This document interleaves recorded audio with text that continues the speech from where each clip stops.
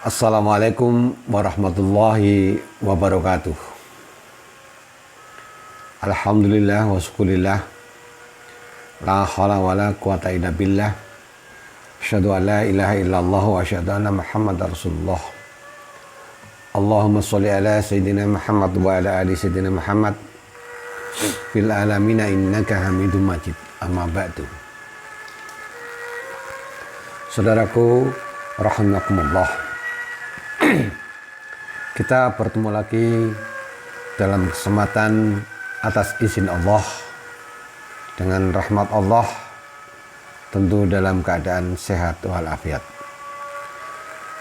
Kami berharap semoga saudaraku rahimakumullah senantiasa diberikan kesehatan dan rahmat dari Allah Subhanahu wa taala, dan semoga dengan adanya virus corona yang sementara ini menjangkit, mewabah di belahan bumi Indonesia khususnya, dan secara umum adalah menjadikan wabah di seluruh dunia.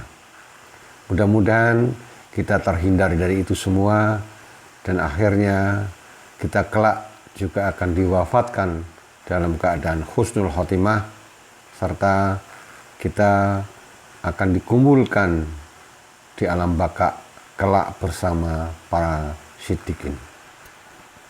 Saudaraku rahimakumullah,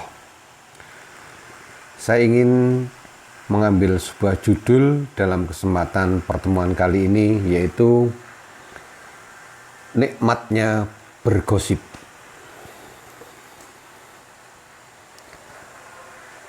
Dulu zaman Rasulullah Shallallahu Alaihi Wasallam berada di Madinah sekitar bulan Sya'ban pada tahun kelima Hijriah, Nabi mengadakan peperangan, yaitu perang Muraisi. Perang Muraisi ini perang kaum muslimin melawan kaum Mustolik pada bulan Sya'ban di tahun ke-5 Hijriah. Secara kebetulan Siti Aisyah radhiyallahu an mendapat sebuah penghormatan setelah diadakan perundian di antara istri-istri Nabi.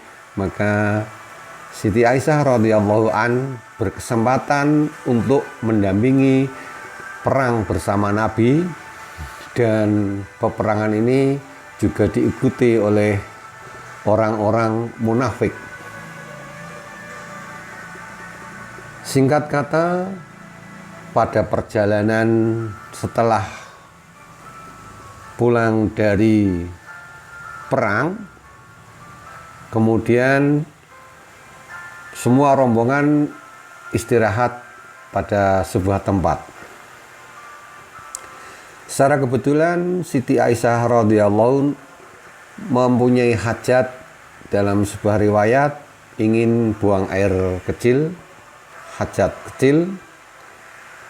Kemudian dia keluar dari sekedupnya. Sekedup itu semacam tandu yang nanti dibawa atau dipikul oleh 4 orang sahabat Nabi yang memikul sekedup itu, kemudian Aisyah di dalamnya. Pada saat Aisyah buang hajat, kemudian kembali ke sekedupnya, dirasa ada sesuatu yang hilang.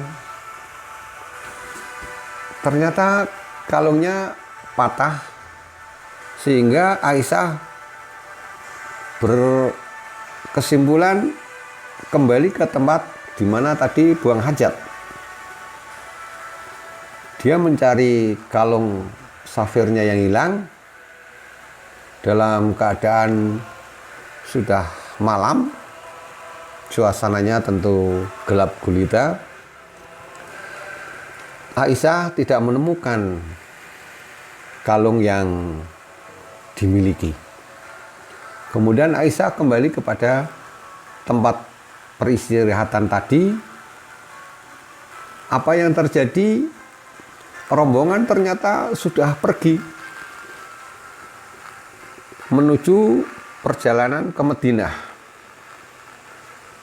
Pembawa sekedup 4 orang ini tidak merasa kalau sekedupnya kosong, tidak ada Siti Aisyah di dalamnya. Karena memang Aisyah bertubuh kecil, mungil, sehingga 4 orang tidak merasakan kalau sekedupnya itu tidak ada Aisyah di dalamnya. Dalam keadaan semuanya sudah pergi semua, Aisyah bingung. Kemudian Aisyah mengambil keputusan istirahat di bawah pohon kurma, sambil berharap nanti pasti orang yang membawa sekedup itu ketika pada satu tempat pasti akan kembali kepada tempat peristirahatan yang tadi. Sambil mukanya ditutupi jilbab, dia beristirahat di situ. Namun dalam saat masih ketakutan, bimbang, tidak ada orang di padang pasir di bawah pohon kurma, datanglah seorang sahabat yang ditugasi. Memang sahabat ini adalah harus yang paling belakang karena tugasnya adalah nanti apabila ada yang paling belakang dia harus membawanya. Dia adalah sahabat Sofyan bin Mu'attal bin As-Sulami Ad-Dakwani. Dia melihat Siti Aisyah, tentu Sofyan mengenalnya. Yang di bawah pohon kurma itu Amirul Mukminin. Sofyan berbicara, astagfirullahaladzim, subhanallah. Hanya dengan 2 kata itu akhirnya turun dari onta. Ontanya disuruh nunduk dengan bahasa isyarat, silakan Amirul Mukminin naik ke punggung onta. Dan Siti Aisyah tanpa komentar langsung naik ke punggung onta, dan onta pun dituntun oleh sahabat Sofyan dengan langkah yang begitu cepat, dengan berharap bisa menyusul para sahabat-sahabat yang di depannya. Dalam perjalanan yang gelap gulita, berdua tidak ada kata sedikit pun, hanya di dalam hati Sofyan berucap, subhanallah, subhanallah, mudah-mudahan Allah merahmati engkau ya Ummul Mukminin. Yang dimaksud adalah istri Nabi Aisyah radhiyallahu an. Saudaraku rahimakumullah, dalam perjalanan menuju Madinah, ternyata rombongan menjelang kota Madinah dalam suasana yang menjelang fajar. Dalam sebuah cerita, rombongan istirahat. Kemudian dari kejauhan terlihatlah Sofyan bersama Siti Aisyah. Siti Aisyah yang ada di dalam punggung unta, sementara Sofyan menuntunnya. Banyak orang yang melihat kedatangan sahabat Sofyan yang membawa Siti Aisyah di punggung untanya. Tidak terkecuali Abdullah bin Ubay bin Salul, yang akhirnya Abdullah bin Ubay bin Salul inilah yang menggembuskan berita-berita fitnah bahwa Siti Aisyah istri Rasulullah ternyata semalaman berselingkuh sama Sofyan. Kemudian singkat kata perjalanan sampai ke Madinah. Karena mungkin sebuah perjalanan peperangan yang begitu capek, Siti Aisyah pun jatuh sakit. dalam kurun jatuh sakit beberapa hari, Nabi memperlihatkan wajah yang tak acuh kepada Aisyah, karena Nabi juga mendapatkan hembusan fitnah-fitnah bahwa Siti Aisyah berselingkuh dengan Sofyan. Namun Rasul sebetulnya sih tidak percaya, tetapi hembusan fitnah-fitnah ini semakin menjadi jadi, semakin terdengar di telinga Rasulullah, menjadikan Rasulullah pun gundah. Singkat kata, ketika Aisyah juga sakit, tidak mendapatkan pedulian dari Rasulullah SAW, Aisyah bermaksud untuk minta izin pulang ke orang tuanya. Ketika menyampaikan maksudnya kepada Rasulullah SAW, ternyata Rasulullah membolehkan.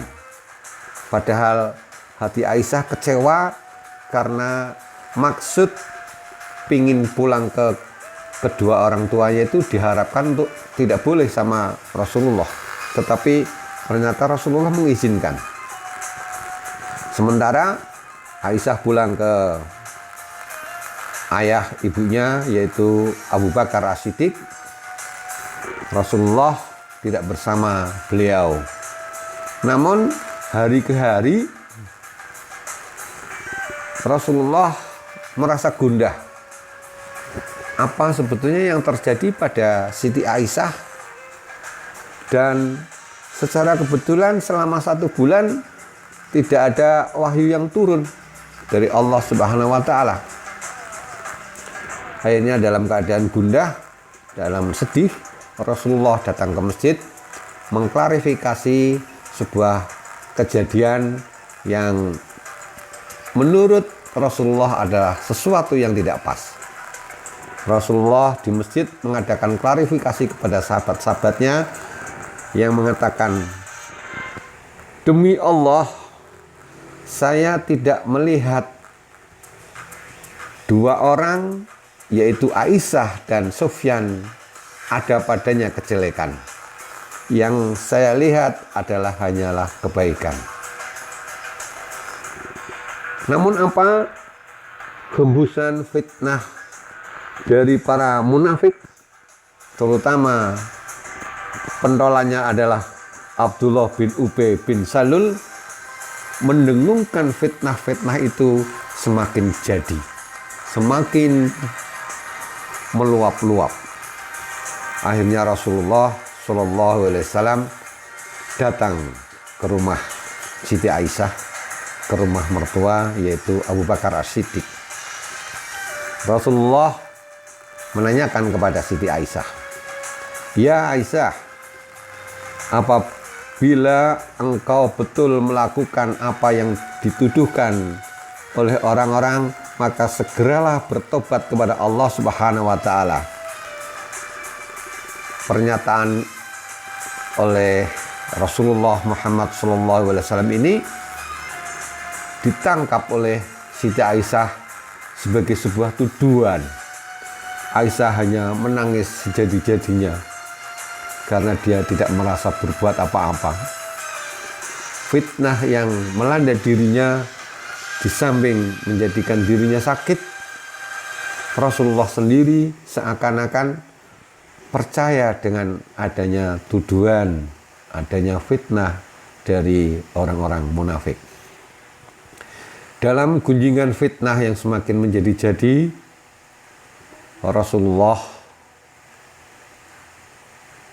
bingung.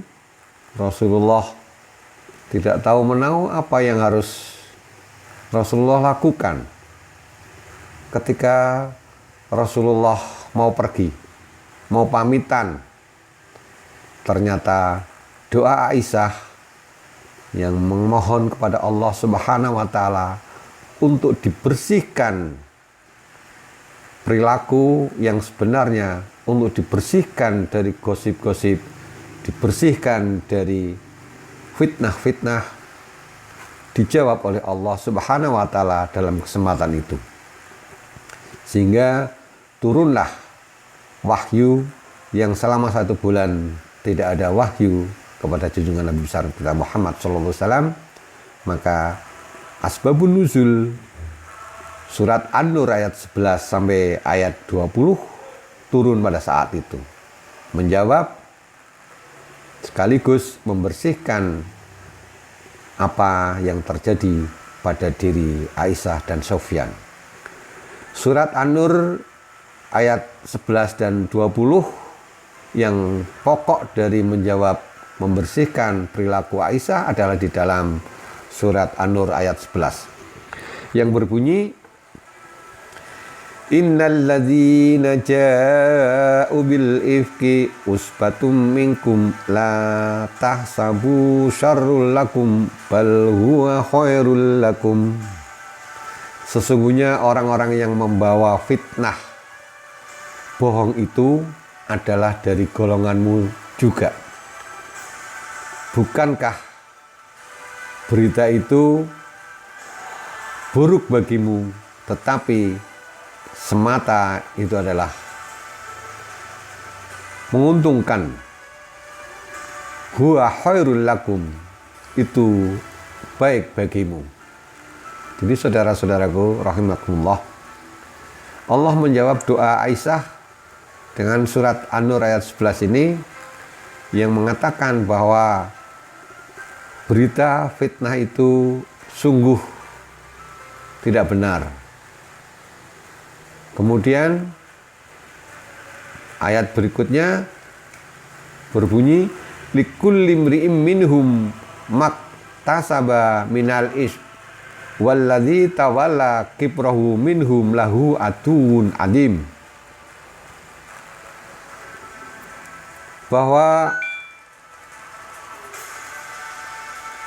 tiap-tiap orang akan mendapatkan balasan dosa.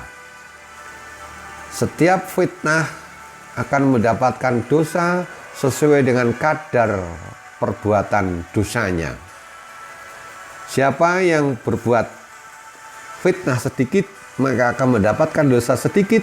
Sedangkan yang membuat fitnah lebih besar, maka baginya akan mendapatkan azab yang lebih besar. Artinya di dalam ayat ini mengatakan ada pembagian dosa antara seseorang yang berbuat fitnah dari satu orang pada orang yang lain. Saudaraku rahimakumullah, berbuat gunjing, fitnah, gosip itu bukan di era modern sekarang ini yang khususnya gosip, gunjing, fitnah bisa dengan cara-cara yang lebih cepat. Dengan medsos kita bisa bergunjing ria dengan begitu cepat. Namun sebetulnya kalau kita mau menyadari bahwa gunjing itu adalah sesuatu fitnah yang bagi orang yang difitnah itu merasa sedih, tetapi orang yang menggunjing, wow, dia terasa objeknya kena. Ketika objek itu kena dan si objek menderita dengan sangat-sangat karena fitnahnya, karena sandiwara yang begitu aduhai, sehingga si objek merasa tersakiti. Justru para pelaku perilaku, para munafik dalam kesempatan ini melihat Aisyah sedih, melihat Aisyah sakit, melihat Rasulullah gundah, dia lebih menikmati, lebih berbahagia melihat penderitaannya menderita. Padahal dalam sebuah hadis dikatakan, riwayat Bukhari, salamatul insan fi hifdzil lisan keselamatan manusia itu tergantung pada kemampuan menjaga lesannya. Jadi kalau orang Islam mau selamat, maka jagalah lesannya. Dalam sebuah riwayat, ada seorang sahabat yang datang kepada Nabi, sampaikanlah kepada saya apa yang membuat dosa. Maka Nabi mengatakanlah, lesan dan kemaluan. Maka seorang muslim yang bisa menjaga lesannya dan kemaluannya, insya Allah akan terjaga dengan keselamatan. Saudaraku rahimakumullah, di dalam surat Al-Baqarah ayat 191, dalam potongan ayatnya mengatakan bahwa fitnah itu lebih kejam daripada pembunuhan. Tetapi sisi lain, para munafik dalam kesempatan kali ini menggunjing, memfitnah junjungan Nabi besar Muhammad SAW dengan kasus fitnah tentang perselingkuhan antara Aisyah dan Sufyan. Mereka sangat anjuhai, sehingga seperti judul yang saya katakan di atas, nikmatnya bergosip. Dan nikmat bergosip ini tidak hanya dinikmati oleh kalangan munafik pada saat itu, tetapi kita orang muslim di era modern ini masih juga bergosip ria, dan apabila objeknya terkena, maka dia sungguh merasa menikmati indahnya bergosip. Semoga yang sedikit ini bermanfaat. Mari kita sama-sama hindarkan hibah, hindarkan gosip, jaga lesan dan jaga kemaluan agar kita terhindar dari api neraka. Billahi taufiq wal hidayah, waridha wal inayah. Wassalamualaikum warahmatullahi wabarakatuh.